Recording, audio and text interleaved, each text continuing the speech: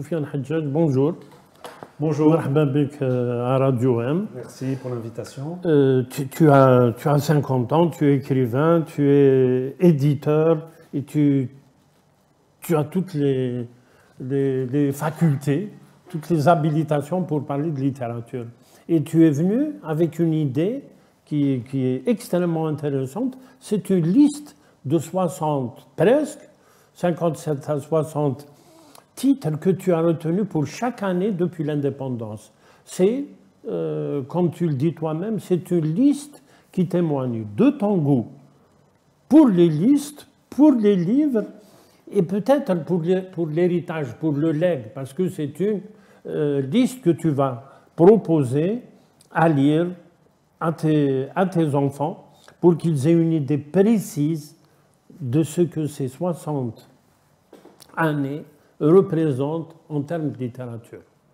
Oui, c'est une idée qui m'est venue comme ça, en réfléchissant sur les 60 ans de l'indépendance de l'Algérie qu'on marque cette année, qu'on fête cette année, en me disant, moi en tant qu'éditeur, je travaille au cœur de la création littéraire, on publie des livres, mais je me suis dit, si on regarde les 60 ans de l'indépendance de l'Algérie, l'Algérie a une histoire, elle a une histoire littéraire très riche, très importante.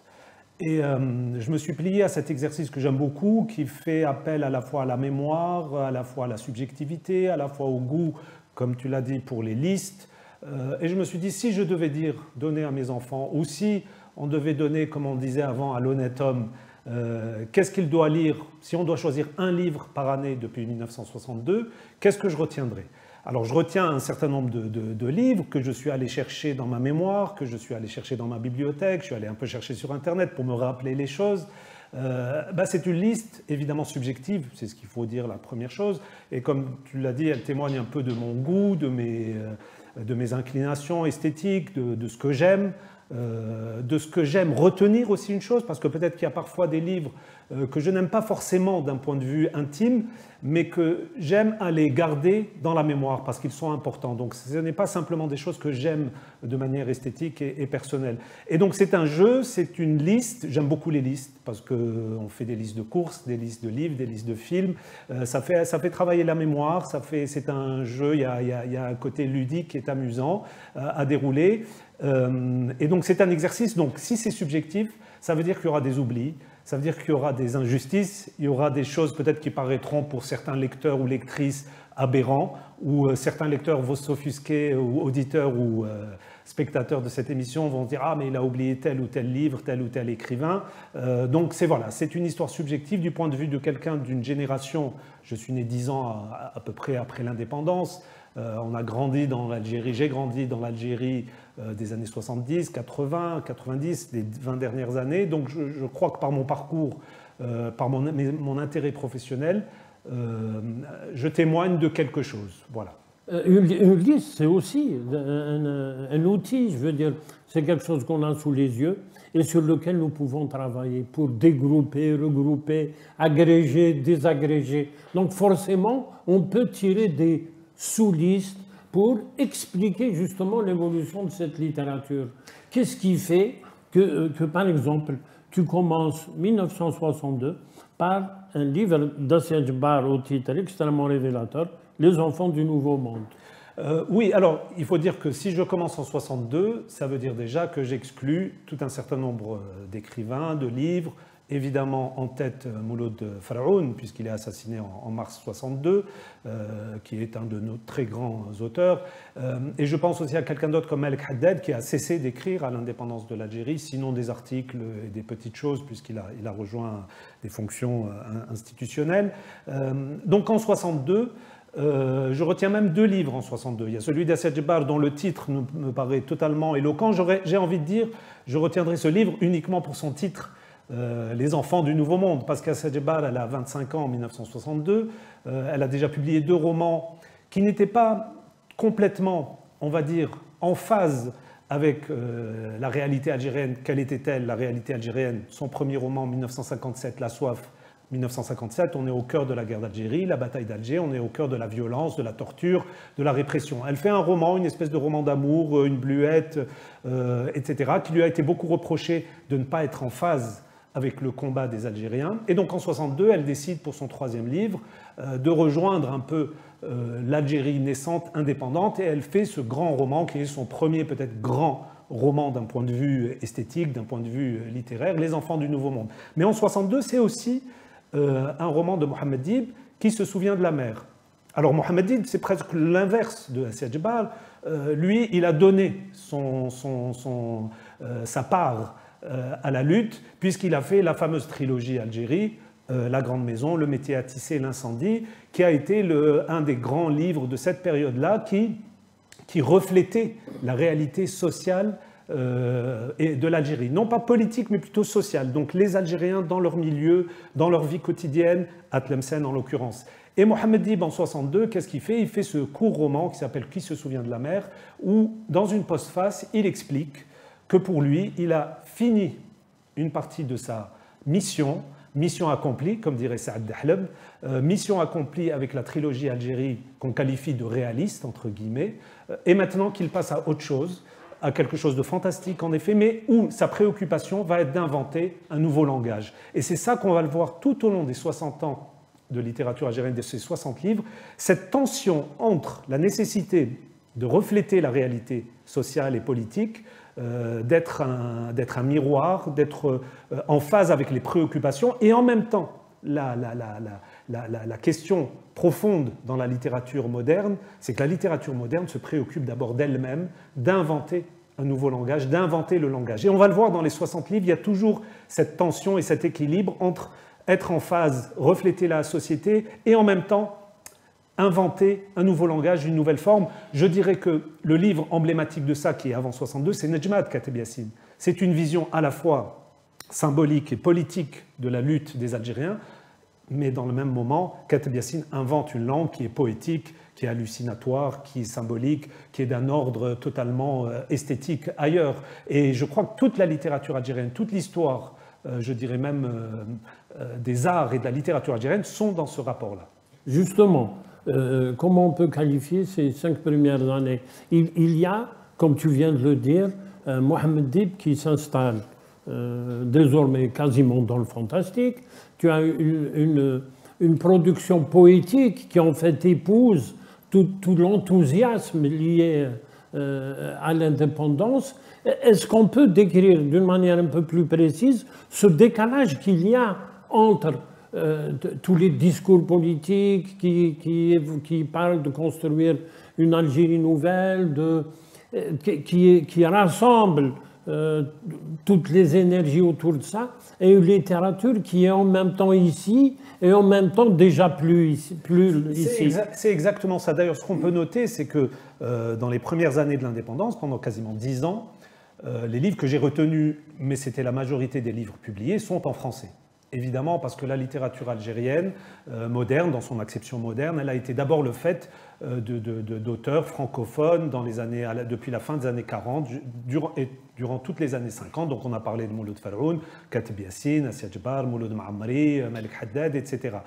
Et ce sont eux qui, par l'héritage, parce qu'ils étaient formés dans les écoles de la colonisation française, etc., ont réussi à prendre les devants, à publier chez de grands éditeurs français. Et donc il y avait une certaine forme d'avance. Mais cette littérature est le fait quand même d'une élite. Qui dit élite, c'est une élite cultivée, qui est pas forcément qui a fait de grandes études, mais qui a en tout cas un rapport à l'écrit, à la culture et au savoir, tandis que l'écrasante majorité des Algériens étaient quand même analphabètes, n'avaient pas de rapport à l'écrit, ou alors si peu, ou alors par rapport à une littérature peut-être un peu plus arabophone, plus religieuse, plus tâtonnante. Bon, on citerait Reda Houhou ou d'autres qui ne sont pas encore dans le roman moderne. Et donc dans ces premières phases, dans ces premières décennies, je dirais qu'elle est francophone, qu'elle est en effet un peu balbutiante, elle est un peu à côté parce que c'est une élite. Une élite pas au sens péjoratif du terme, mais c'est quand même une élite qui est cultivée et les Algériens ne le sont pas encore parce que la colonisation a fait un tel dégât dans le système éducatif. On le sait, à l'indépendance, la plupart des Algériens n'ont pas eu accès à un système éducatif et donc forcément il y a un décalage et il y a un écart. Et c'est là qu'on voit que la littérature algérienne a toujours été d'une certaine manière, par rapport à sa préoccupation d'être dans cette Algérie naissante, on ne dira pas nouvelle, Elle avait le souci d'être en phase, mais ces intellectuels, ces écrivains publiaient en France souvent, donc ils étaient ailleurs, comme tu le dis. Et donc elle n'épouse pas réellement la réalité, elle n'est pas réellement en phase. Mais je dirais, dans le même moment, elle invente quelque chose qui nous est précieux, parce que c'est une trace de ce qui avait cours dans ces années-là, dans ces années 62-65 de Ben Bella, dans les années 65-70 quand Boumedienne a pris le pouvoir.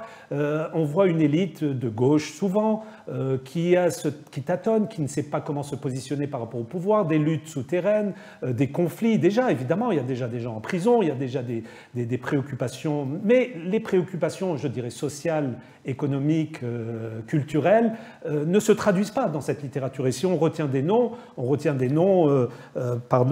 de Anna Grecki, qu'on a un peu oublié, une figure oubliée de la poésie. Donc c'est beaucoup de poètes, je disais Mohamed Dib. Mouloud Maamri quand même produit son grand livre L'opium et le bâton, qui est un livre majeur de la littérature. Kateb Yassine en 66, Le polygone étoilé. Voilà, c'est typiquement un livre très important qui reste dans notre histoire. Personnellement, pour moi, le polygone étoilé est presque supérieur à Nejma dans ce qu'il propose comme invention, comme territoire d'avenir. C'est une terre en jachère, c'est une terre à cultiver, le polygone étoilé. Tout le monde peut y aller et prendre des outils pour inventer cette Algérie-là, comment en parler, etc. Mais c'est un livre qui ne peut pas être lu par le garçon de café ou l'ouvrier ou le paysan. Évidemment, donc il y a cet écart-là. Et je crois qu'il faut... On peut citer évidemment aussi deux titres qu'il faut absolument citer. C'est 1968, Le Muezzin de Mourad Bourboun, interdit en Algérie, qui est un livre provocateur, provoquant, qui dénonce aussi la mainmise du religieux, qui est très en avance, Le Muezzin de Mourad Bourboun, qui n'a plus du tout été réédité, qui est publié chez les éditions Christian Bourgois en France, c'était la première année de la maison d'édition Bourgois, où, pour l'anecdote, où travaillait Melk Alloula, qu'on citera tout à l'heure, le poète Melk Alloula a travaillé d'emblée aux éditions Bourgois en 68, et c'est important parce que l'histoire de ces livres, chaque année, année par année, c'est aussi l'histoire des éditeurs. Moi, je voudrais revenir quand même, parce que là, tu parles d'une période, et si on revient à l'histoire, c'est une période, il y a eu de 62 à pratiquement 65, une floraison de poètes qui étaient... Jean Sénac, bien sûr. Tout à fait, Jean Sénac, très important. Anna Grecki. Et puis commence une espèce de décalage avec des hommes qui ont même participé. Mourad Bourboun a participé à la guerre d'indépendance, Kateb Yassine. Et 69, je crois. Et 69. Puis arrive Nabil Fares aussi. Nabil Fares, Boujdra, qui s'installe, tous ces auteurs-là installent le discours littéraire, la production littéraire, tout à fait en marge ou quasiment contre les discours politiques. Tu as commencé à le dire. Mais ce qui est intéressant, c'est que si on lit ces livres, Polygone étoilé, Bourboun ou Boujdra ou Nabil Fares, si on lit ces livres, on ne va pas savoir ce qui se passait en 67, 68, 69, politiquement, socialement, historiquement. Oui. Voilà. À quelques anecdotes près, évidemment. Et c'est pour ça que Boujdra est très, très important. En 69, la répudiation, c'est un repère, c'est une bascule. C'est à la fois, comme je disais tout à l'heure, la préoccupation va être à la fois d'être le reflet de questions sociales, de questions politiques, de questions religieuses, mais en même temps, il marque que le rôle d'un écrivain, c'est d'inventer un nouveau langage. Sa préoccupation, c'est quel langage pour quel moment de l'histoire. Et Boujdra a toujours été, jusqu'à aujourd'hui, questionné par cette question de « je raconte l'histoire, mais avec quels outils littéraires, linguistiques, avec quels mots, quelle structure narrative, quel récit, quel imaginaire ». Et ça, c'est l'équilibre-là. Et si on lit la répudiation, est-ce qu'on peut dire c'est 1969 ? Est-ce que ça reflète ou non ce qui se passait en 69 ? On est quand même quasiment au cœur du pouvoir de Boumedienne. Et Dieu sait si Boujdra aussi, dans cette époque-là, par rapport au pouvoir, avait des rapports ambivalents, on va dire, Taleb Ibrahimi, etc., toute une génération d'hommes politiques.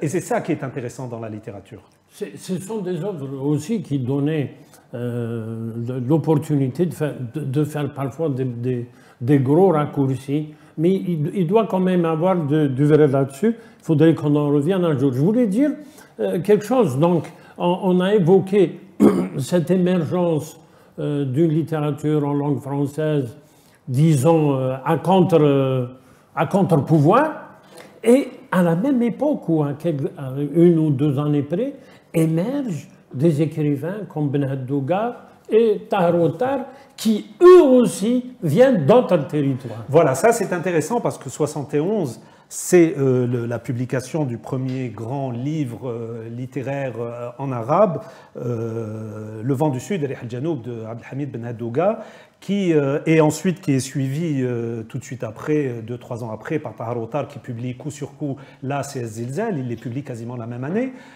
et qui montre déjà qu'il y a l'émergence d'une écriture en arabe, arabophone, qui a mis une petite décennie, une grosse décennie à prendre le pli du roman, qui est un outil moderne, dont il n'avait peut-être pas tous les codes, mais quand même il y a eu des précurseurs, des jalons, Aïd Khalifa, Mohamed Rida Houhou, Zohrou Nissi, qui a écrit de la nouvelle, qui a été une combattante, une militante de la Révolution, et qui a écrit des nouvelles, et qui est importante, dont il faut toujours parler.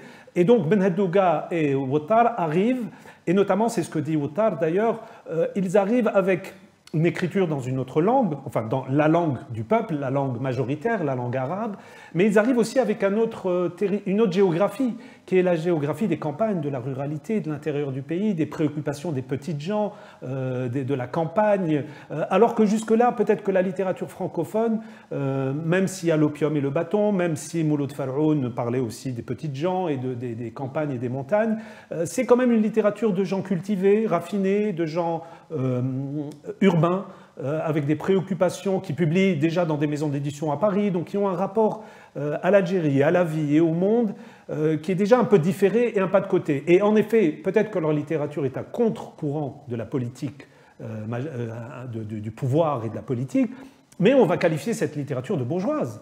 C'est ce qu'on va lui agréger comme bourgeoise. Et même de petite bourgeoise. Tandis que Zilzal ou Rih al-Janoub et d'autres écrivains arabophones qui vont émerger, par leurs préoccupations, vont être d'une certaine manière en raccord avec la préoccupation à l'époque politique.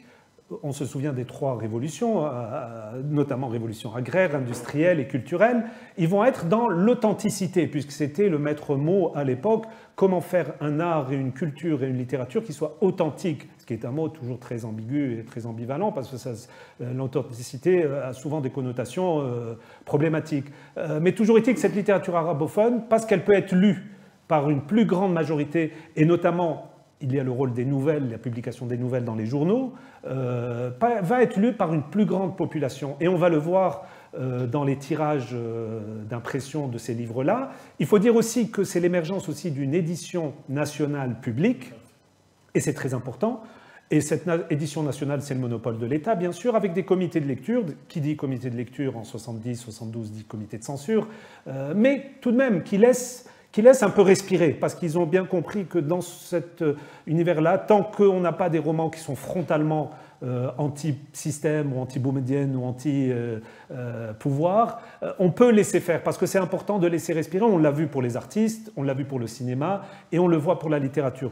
Et donc c'est ça qui est intéressant, année par année. Dans ces années-là, on a des Ben Haddouga, des Tahar Ouattar, des Zohrou Nissi, qui publient aussi en 1974 sur l'autre rive, une littérature qui apporte autre chose. Mais malgré tout, la littérature francophone continue, parce qu'il y a un tel élan qui est pris, et c'est ça qui est intéressant à remarquer, c'est que la littérature francophone algérienne démarre avec la situation de la colonisation, elle est imprégnée de cette question, et en même temps, l'élan était tellement important et tellement fort qu'il a perduré.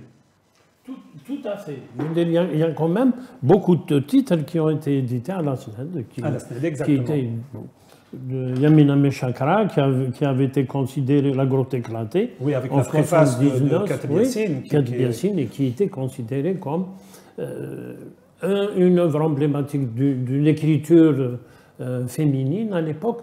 Mais il me semble qu'à partir du début des années 80, il y a une espèce de beaucoup d'écrivains algériens, notamment donc en langue française, ont commencé à éditer en France, chez les grands éditeurs. Est-ce que ce n'est pas aussi un déplacement de l'institution littéraire et donc une espèce est-ce qu'on peut parler d'exil de la littérature d'expression française? Ce n'est pas un exil, mais on va dire que le fait par un rétrécissement des possibilités d'éditer en Algérie, on voit fin des années 70, début des années 80, c'est Tahar Djaout ou Rachid Mimouni qui sont tout de suite dans leurs œuvres un peu dans la contestation. Le fait que le comité de censure, comité de lecture, édition, monopole de l'État, il y a une marge de manœuvre un peu limitée, on ne peut pas écrire tout ce qu'on veut comme on le veut. Et donc en effet, il y a un centre qui se déplace vers l'édition française et parisienne notamment, et ce n'est pas sans impacter l'écriture. On a beau rester indépendant et autonome dans sa tête et dans son esprit, le fait d'éditer ailleurs, dans un autre écosystème éditorial et avec des conséquences politiques, des considérations politiques et sociales. Donc forcément, et ça donne des livres qui sont à la fois importants, nécessaires, que je retiens, et je citerai par exemple en 1985 Mohamed Dib, Les Terrasses d'Orsol, qui est publié aux éditions Sindbad. Et c'est étonnant parce que les éditions Sindbad, c'est un éditeur français, mais qui en même temps est financé par l'Algérie. On se souvient tous, 1986, le premier salon du livre d'Alger, les livres des éditions de Sindbad avec leur couverture jaune, verte et rose inondaient les étals des librairies. Et c'est étonnant comment un auteur comme Mohamed Dib, qui est un auteur authentiquement algérien, publie en France aux éditions Sindbad, qui est pour moi un livre majeur, Les Terrasses d'Orsol, mais c'est un livre qui va revenir en Algérie par le biais des achats massifs de l'institution publique algérienne. Et donc c'est intéressant de remarquer ça. Mais d'autres titres, comme Kateb Yassine, qui a eu une expérience malheureuse, heureuse ou malheureuse, du théâtre populaire à Bel Abbès, où il a essayé d'inventer des formes de théâtre collectif et populaire, mais qui a continué à publier au Seuil, Le Polygone étoilé, ou L'œuvre en fragments, qui est un livre très très important de 1986, et ben voilà, c'est un livre qui est en marge, qui est à côté, qui va raconter en effet une autre histoire, qui est déjà, non pas celle de l'exil, mais c'est de la difficulté des écrivains, en l'occurrence francophones, d'être vraiment en phase avec leur époque et plus encore avec leur société. Et c'est toujours compliqué pour un écrivain, dans tous les pays du monde. Est-ce qu'un écrivain doit écrire pour son peuple, pour son pays, pour sa société, et donc exprimer l'ère du temps ou exprimer un pays dans son entièreté, du plus petit paysan, du plus modeste ouvrier ou artisan, jusqu'à l'homme politique, ou alors un écrivain doit inventer son monde, et parfois ça recouvre les problématiques du moment, et parfois c'est totalement ailleurs. Et c'est ça qui est passionnant dans toute cette littérature-là, c'est que les écrivains algériens, et notamment francophones, vraiment, juste dans cette période-là, 80 et 90, vont être dans cette tension et ce déchirement d'une certaine manière. Et on le voit chez Mohamed Dib, qui vit ailleurs, qui a toujours été un peu ailleurs, et qui sent bien que ses livres ne rencontrent pas le public algérien, mais en même temps, ça raconte l'Algérie. Tous ses livres se passent en Algérie quasiment. Même quand il n'y a pas de nom de ville ou de personnage comme Les Terrasses d'Orsol, on voit que c'est une ville de Méditerranée, blanche, au bord de la mer. Donc on comprend bien où ça se situe. Ça continue, même avec la trilogie nordique. La trilogie nordique, évidemment, c'est exactement ça. À nous interpeller sur ça. Il y a de ça. Sinon, quand je reviens à ta liste, par exemple, les années 90, beaucoup de femmes. Il y a une Malika Moqdem, Nina Bouraoui, Malika Moqdem, Ahlam Moustaghanmi, Maïssa Bey, quelques années après. Est-ce que ça te parle, une écriture féminine ou des autrices, une écriture de femmes? Alors, ça a été analysé, bien sûr, il y a des travaux sur l'écriture féminine en Algérie, je pense notamment à Christiane Scholler-Achour, qui a un livre très important sur ça. On doit le noter, c'est qu'il y a une émergence, voilà, il y a l'arrivée de femmes par le fait de l'Algérie indépendante, qui après 20 ans d'indépendance, ben voilà, il y a toute une génération, plusieurs générations même, d'Algériens qui sont maintenant avec des niveaux universitaires et qui, le système éducatif algérien n'est pas encore totalement arabisé, l'université est même majoritairement francophone, donc forcément ça produit encore des générations d'écrivaines et d'écrivains, d'auteurs, d'autrices qui sont encore francophones, et donc arrivent des femmes qui écrivent. Je ne sais pas si c'est une littérature qu'on qualifiera de féminine en elle-même. Par ces thématiques-là, oui, fatalement, elle va aborder d'autres problématiques. Par l'écriture en elle-même, non, ce sont des écrivains qu'on va juger d'abord sur la qualité de leurs livres, sur leur capacité à inventer des formes, des structures narratives, des récits, des imaginaires. Mais c'est notable, Assia Djebar et je dirais Taous Amrouche, on parlait aussi que j'avais mis en 75 pour L'amant imaginaire, qui est un livre très très important. Ezrou Nissi sont quand même les prix. Aïcha Lemsine, la chrysalide, bien sûr, qui est un livre important. Ce sont des autrices qui ont quand même balisé un certain terrain, qui ont montré. Mais ce n'est pas simple jusqu'à encore aujourd'hui. On parlera des années 2000, parce qu'aujourd'hui, c'est une toute autre question qui se pose. Mais ce sont des femmes qui ont ouvert un chemin dans lequel s'engouffrent en effet des Maïsabé ou des Malika Muqaddam. Ou j'ai même mis pour 91 Nina Bouraoui, La voyeuse interdite, qui est un livre très important, même si Nina Bouraoui a quitté l'Algérie à l'âge de 14 ans. Ça reste quand même, effectivement, comme tu le disais, pour beaucoup bon nombre d'auteurs, elle est à cheval. Elle aussi, est complètement elle algérienne. Voilà, ce déchirement, cette tension, cet écartement. Et c'est beaucoup. Je veux dire, c'est une thématique qui est permanente, donc récurrente dans toute l'œuvre, dans toute la littérature algérienne francophone. Mais justement, je disais, c'est le propre des écrivains du monde entier, mais tout de même dans des pays où il y a une seule langue qui est hyper majoritaire, l'espagnol ou l'anglais, etc., il y a moins ce déchirement.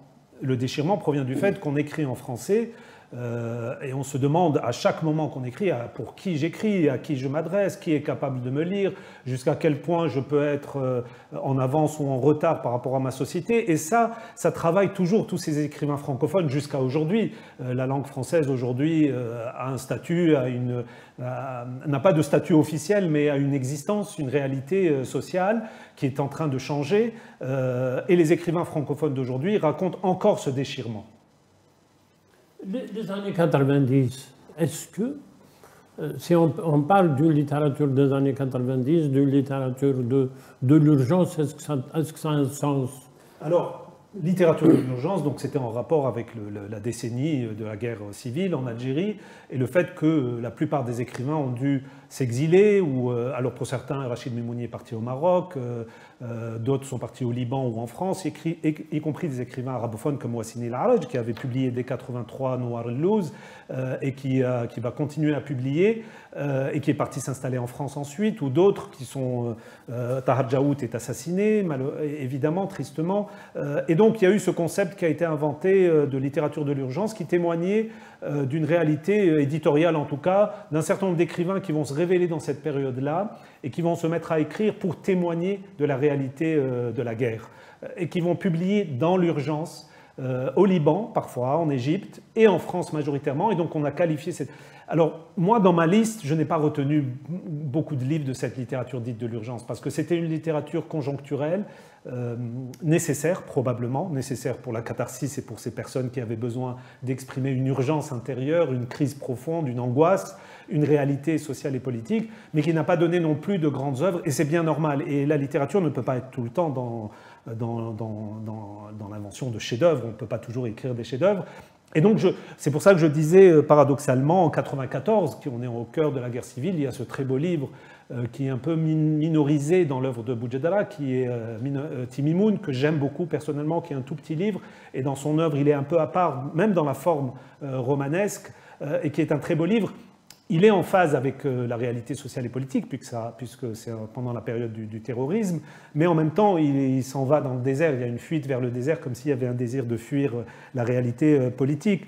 Abdelkader Jemaï publie Un été de cendres en 1995, qui est un livre aussi un peu oublié, un peu négligé, mais qui est un livre très important, qui raconte un été de cendres, justement, qui est en phase avec ces préoccupations-là. J'ai mis un livre qui est très important, qu'on a totalement oublié, qui est en 1998, celui de Jamal el-Din Benchir, Une rose noire sans parfum, qui est un roman historique qui se passe au Xe siècle à Bagdad, qui est la révolte des esclaves noirs à la période abbasside. Et donc, voilà, c'est un livre totalement historique qui est en apparence totalement déconnecté de la réalité, mais Jamal el-Din Benchir, c'est une figure qui est maintenant un peu oubliée malheureusement, très important, qui a été un agrégé de littérature arabe, qui était le président du jury d'agrégation d'arabe en France pendant de longues années, qui est connu plutôt comme poète, à l'indépendance, c'est dans les années 70, francophone, et qui a écrit un seul roman, qui est Rose noire sans parfum, et qui est un roman magnifique, je disais un peu oublié, très fin, très subtil.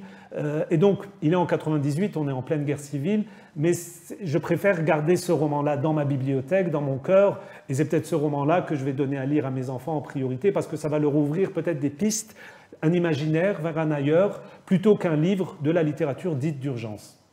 Il y a, semble-t-il, effectivement, la littérature d'urgence, tu l'as bien montré, c'est une littérature un peu de fuite, entre guillemets. Exactement. Tu as évoqué Timimoun, probablement de témoignage, parce que Boujdara écrit un pamphlet, Le fils de la haine, ce qui est peut-être une démarche plus militante. Parce que la littérature, de mon point de vue des années 90, exprimait aussi le désarroi de ces écrivains qui ont vécu la situation très mal, parce qu'en fait, quelque part, ça se ressentait dans leurs œuvres, ils ont été incapables d'apporter une réponse. Exactement. Et ils l'ont vécu très mal. Ils l'ont vécu très mal, oui, il y a une espèce de traumatisme, de culpabilité. Tout à fait. Mohammadi publié en 1994, je ne l'ai pas mis, son seul texte probablement un peu en phase avec une réalité politique, plus que sociologique, c'est La Nuit sauvage, qui est un recueil de nouvelles, qui traite un peu de la question du terrorisme, de la violence physique, de la violence symbolique. Et c'est étonnant comment de voir que même lui s'est senti un peu obligé à un moment donné d'intervenir, comme s'il voulait intervenir dans le débat, donner sa vision et s'impliquer dans la réalité algérienne. Et en même temps, voilà, comme tu le dis, il y a une forme de culpabilité de ne pas avoir su réellement s'impliquer dans le débat politique. Est-ce qu'on peut dire qu'à ce moment-là, étaient naissés peut-être des auteurs et une littérature qui va, à la faveur de l'après-décennie noire, donner une nouvelle image. Je pense à des Chouki Ammari, à des écrivains, Samir Qassimi, Sarah Haïdar et tout, qui vont être maintenant les auteurs de... Alors, ça, c'est la période des années 2000-2010. Tout à fait. Et notamment le basculement, c'est que l'édition, le secteur de l'édition n'est plus le monopole de l'État depuis la fin des années 80. On rappelle en 87-88 la FOMIC et les éditions Bouchen, les deux premiers éditeurs indépendants, privés. Et ça va s'accentuer ce phénomène-là durant les années 90 avec les éditions Shihab et Kasbah. Les éditions Marsa qui ont eu un rôle très très important puisqu'ils étaient installés à Paris et qui vont continuer à publier entre Paris et Alger.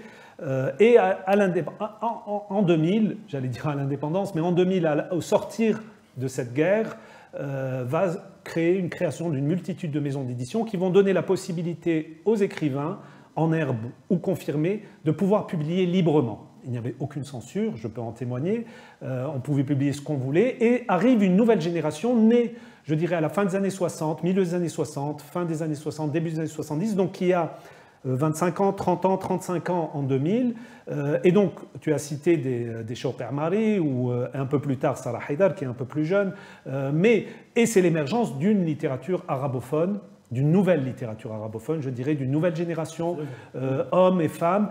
Un point important, je crois, en 99, la création de l'association Rabitat Kutab al-Ikhtilaf, l'association de l'Irtilaf avec Bachir Mufti, qui est un écrivain très très important pour la langue arabe, qui va commencer à publier dès 99-2000 et qui va avoir aussi justement d'autres préoccupations parce que c'est vraiment les Algériens qui ont été à l'école de l'indépendance, l'école pour le coup arabisée des années 80-90, qui a été à l'université en arabe aussi, qui a souvent fait des études de journalisme ou de sociologie ou de littérature.